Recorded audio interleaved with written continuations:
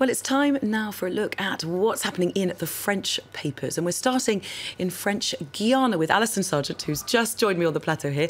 The crisis, of course, in French Guiana, no closer to being resolved, is it, Alison? Yeah, no, it's not. And this has been front page news for weeks now in French Guiana. And the French government had offered 1 billion euros of extra aid to the overseas territory, but that offer was rejected by the collective of unions negotiating with the French government. You can see that front page there. They say they need over 2 billion euros, so that's twice as much as the French government offered them. And they're now promising that there will be even more protests in the days to come. So it looks like that movement's going to be continuing there for a long time. Absolutely. Well, if we move things back from French Guiana to France, here, of course, where presidential election fever is reaching a really high pitch now, just a few weeks ahead of that first round. And several papers are focusing on participation rates, which could be historically low. Yeah, it looks like voter abstention is going to be the big winner of this presidential election. That's according to France's communist paper, L'Humanité. They say that it may be the lowest in the history of the Fifth Republic, and it could throw off the election results. Now, right-wing paper Le Figaro is saying much the same thing on their front page today. Présidentielle, pourquoi rien n'est joué? Why nothing is decided yet in this presidential election. Not only is voter turnout expected to be a record low, but 40% of French people remain undecided about who they're going to vote for. And Le Parisien, another French paper, focusing on the question of government employees, which, of course, we've seen a lot in the news of recent times. Yeah, we have. They're wondering, does France have too many government employees? Y a-t-il trop de fonctionnaires? Le Parisien aujourd'hui en France is asking that question on its front page today. And it's a question that actually comes up during every presidential election in France. The country has a huge public debt, and so one of the ways of reducing it is often to get rid of public employees. It's usually a proposition that comes up.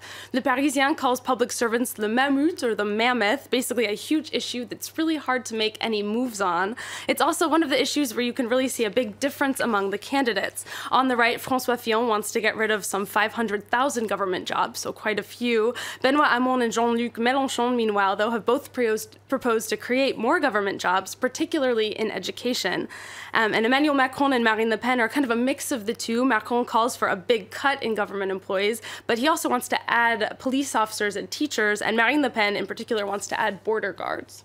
Well, of course, French media outlets are often accused of being Paris-focused when it comes to their coverage of presidential elections. Not us here at France 24, because, Alison, you've picked out some regional papers for us to take a look at. Today at the press review, we thought it would be a good idea to look at some regional papers, how they're covering the election. So let's start with a newspaper from the Pyrenees region in the southwest of France. They're focusing on France's elderly population. Their headline says that retired people in France are pretty disenchanted by this campaign. They're disappointed in particular that scandals are taking away from the bigger issues. Meanwhile, there's a newspaper from François Fillon's home region, Le Mans, which is to the west of Paris. They're focusing on farmers. They say rural communities are worried, and one farmer interviewed by the paper says he wishes that blank votes were going to be taken into account, probably because he does not plan on voting. And finally, a local paper in Normandy is focusing on employment. That region was hit pretty hard by the economic crisis, so they're taking a look at candidates' ideas to create jobs. And you can see that as a whole, all of these papers have a much more specific focus than we've seen in the national papers, which are looking at those larger themes like voter turnout. Really interesting to get that slightly more regional approach on it. And finally, we'll move away from the presidential elections to something a little bit more fun. This is the street paper 20 Minutes, which is reporting that single people in France have become rather stingy in their dating, haven't they? Yeah, well, it seems that those days of elaborate 5-course meals are over for first dates in France, at least. What a shame. You can see on the front page of 20 Minutes, they have alors on sort le petit jeu, and in French, the grand jeu is equivalent to sort of pulling out all of the stops. So the petit jeu, I guess, is just pulling out a couple of the stops.